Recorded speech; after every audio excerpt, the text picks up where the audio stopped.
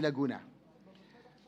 Mr. President, I move to consider on third reading of bills the printed copies of which were electronically distributed to the members on June 7, 2025 in compliance with the 3-day rule in the Constitution. With that, I move to consider on third reading Senate Bill number 2987, the bill on the Office of the Chief State Counsel Act. So move, Mr. President. Before acting on the motion of the Majority Floor Leader, Chair would first like to acknowledge and welcome the visitors and guests mentioned by the Majority Floor Leader who are here present in the Senate. Welcome to your Senate. Is there any objection to the motion of the Majority Floor Leader to vote on third reading the aforementioned bill? Hearing none, motion is approved. Senate Secretary is directed to comply and to proceed to roll call vote. An act strengthening the legal staff of the Department of Justice, renaming it as the Office of the Chief State Counsel, redefining, expanding, rationalizing, and further professionalizing its organization and appropriating funds therefore. Roll call vote. The Honorable Senator Binay, Senator Cayetano Alan, Senator Cayetano Pia, Senator De La Rosa, Senator Ejercito, Senator Estrada, Senator Gatchalian, Senator Go, Senator Ontiveros, Senator Lapid, Senator Legarda, Senator Marcos, Senator Padilla, Senator Pimentel, Senator Poe, Senator Revilla, Senator Tolentino, Senator Tulfo, Senator Villanueva, Senator Villar Cynthia, Senator Villar Mark, Senator Zubiri, the Senate President. With 21 affirmative votes, 0 negative, 0 abstention, Senate Bill number 2987 is approved on third reading. Majority Floor Leader. Mr. President, I move to consider on third reading House Bill number 5598, the bill declaring Maasin City and municipalities of Malitbog and Padre Burgos as tourism zones. So move, Mr. President. Any objection? Hearing none, motion is approved. Senate Secretary is directed to comply and to proceed to roll call vote. An act declaring Maasin City and the municipalities of Malitbog and Padre Burgos, all in the province of Southern Leyte, as tourism zones. Roll call vote. The Honorable Senator Binay, Senator Cayetano Alan, Senator Cayetano Pia, Senator De La Rosa, Senator Ejercito, Senator Estrada, Senator Gatchalian, Senator Go, Senator Ontiveros, Senator Lapid, Senator Legarda, Senator Marcos, Senator Padilla, Senator Pimentel, Senator Poe, Senator Revilla, Senator Tolentino, Senator Tulfo, Senator Villanueva, Senator Villar Cynthia, Senator Villar Mark, Senator Zubiri, the Senate President. With 21 affirmative votes, 0 negative, 0 abstention, House Bill number 5598 is approved on third reading. Majority Leader. Yes, Mr. President, before we move on to other items of the agenda, there's some other guests of the gallery. As guests of Senator Bong Revilla, Governor Datu Pax Ali of the province of Sultan Kudarat, Congressman Jolo Revilla, and Congressman Uging Mercado of Southern Leyte. To the aforementioned guests, welcome to your Senate. Mr. President, I move that we proceed to the Senate President's designation of Senate conferees to the Conference Committee on the Disagreeing Provisions of Senate Bill number 2534, the bill on the 100 peso daily minimum wage increase act of 2024, and House Bill number 11376, the bill on wage hike for minimum wage workers act. So move, Mr. President. Any objection? Hearing none, following members are hereby designated as Senate conferees to the Conference Committee on the disagreeing provisions of Senate Bill number 2534 and House Bill number 11376 as follows. Senator Joel Villanueva as chairperson. This representation, Senator Jingoy Estrada, Senator J.V. Ejercito, Senator Alan Cayetano, Senator Win Gatchalian, and Senator Mark Villar. On the part of the minority, Senator Risa Ontiveros and Senator Coco Pimentel, our Deputy Minority Floor Leader and Minority Floor Leader respectively, are so designated. What is the pleasure of the Honorable Villanueva? Yes, Mr. President, just to give honor to whom honor is due, it was actually Senator Jingoy Estrada who head the Committee on Labor when this particular measure was passed, and it just so happened that this representation is now the chair of Committee on Labor. But I'm also willing, Mr. President, to just be on the sides of Senator Estrada. We just want to put that on record. Thank you, Mr. President. What is the pleasure of the Honorable Zubiri? Yes, Mr. President, being the principal author of that measure, maybe you would consider Please. me being part of the bicameral conference committee. What you. does the sponsor say? Gladly, Mr. President. Gladly, Mr. President. Thank you, Mr. President. Thank you, Mr. President. Chair hereby amends the designation and adds Senator Juan Miguel Zubiri to be part of the bicameral conference committee report on the disagreeing provisions of Senate Bill number 2534 and House Bill number 11376. So ordered. Majority Leader.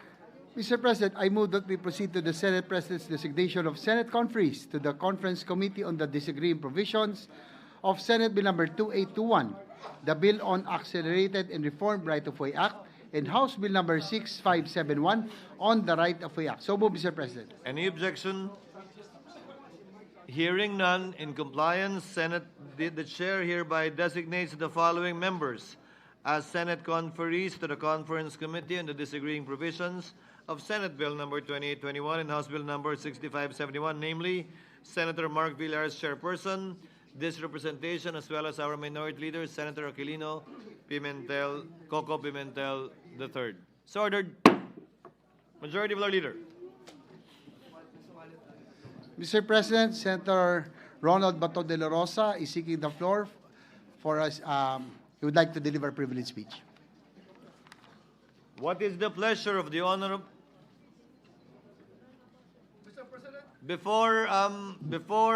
Before recognizing the Honorable De La Rosa, Senator Pimentel is raising his hand. What is the pleasure of the Honorable Pimentel? Shouldn't we, in good faith, implement the approved motion from yesterday, Mr. President, that at 4 o'clock we should be taking our oath as senator judges? And then we'll give way to the privilege speech, Mr. President. So that was the motion approved by the body yesterday. Majority Leader. Yes, Mr. President, we will be honoring that what was agreed upon yesterday, but this is a personal collective privilege, and any member of this August body can just stand up and avail of this collective of this privilege hour, Mr. President. No, I don't think so, Mr. President. This is a privilege speech. This is a privilege speech. This is not a privilege motion. So my motion is to execute and implement what was agreed upon yesterday. At 4 o'clock in the afternoon, we take our oath.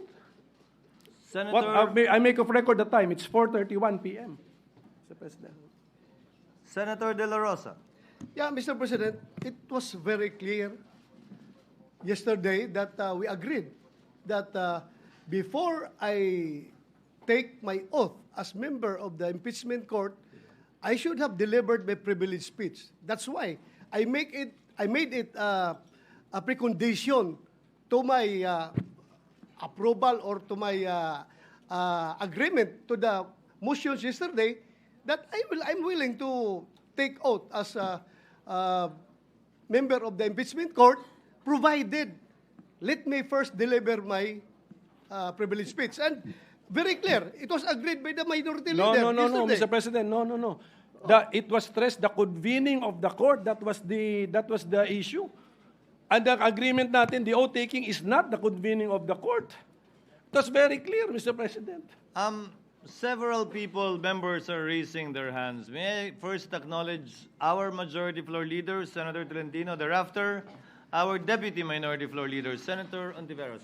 Senator Tolentino may proceed. With the permission of the gentleman. Mr. President, let me remind the gentleman that yesterday this representation moved to expunge from the records the word agreement, precisely because this representation would want that all matter that arose yesterday should be express stipulations coming from the mandate of the Constitution.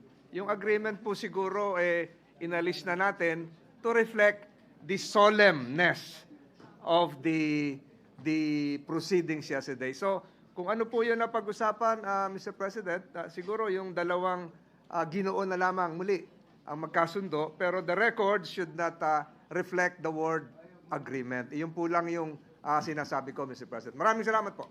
Mr. Noted. President, Senator, this prior to... This is important because it's related. So, What I'm asking Senator to be... Pimentel, you may proceed. What I'm asking to be enforced is the motion approved already, Mr. President.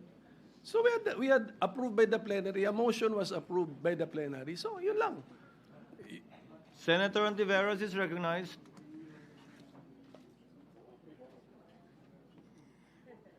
I second the motion of the minority leader, Mr. President. The motion to implement the approved motion. Napakahirap naman po magpatupad ng ganyang kasimple. Mr. President, under Section 3 of our Rules of Procedure on Impeachment Trials, the presiding officer shall administer the prescribed oath or affirmation to the members of the Senate then present and to the other members as they shall appear, whose duty it shall be to take the same. So yung pagka wala po o yung hindi pa po pagkasumpa ng ibang mga senador, hindi naman po hadlang sa mga present ngayon at manunumpa ngayon para magsimulang tuparin yung tungkulin namin bilang miyembro ng impeachment court. Kung nais po ng good gentleman from Davao mag-deliver ng privilege speech ngayon, maari namang pong ituloy na po yung pagpapatupad ng agreed motion kahapon, manumpa kaming lahat ng iba sa inyo bilang presiding officer, and then pakinggan po natin ang privilege speech ng good gentleman from Davao at pagkatapos kung nais niya, ay pwedeng manumpa na ayon dito sa ating rules of impeachment, Mr. President. So Mr. sinusugundahan ko po yung motion ng minority leader na gawin na po natin yung approved motion kahapon. Salamat po, Mr. President. Chair would like to make some remarks before acknowledging Senator De La Rosa. There was a prior motion made by the majority floor leader. There is no motion to second as of yet because we first have to dispose of the first motion made by the majority leader with respect to the recognition of Senator Bato. But we note the manifest. We will consider and take note of the remarks of Senator Ontiveros as a manifestation for the meantime. Now, the movant is here. The person who made the motion yesterday. Perhaps when I suspend session, you can discuss it. But for the record, there is no attempt whatsoever, and kindly, I hope people will refrain from making insinuations that there is an intent not to proceed with what was agreed upon yesterday simply because of the time. Because I was here at 4 p.m. and I waited until we had enough numbers for a quorum. And we will proceed as scheduled with respect to that. So whether Senator Bato, as will be discussed when we suspend, will speak first, or we will do what is being suggested by the minority floor leader. In either case, both will be done today. So before I recognize the movant, Chair will suspend the session so that you can discuss. Session is suspended.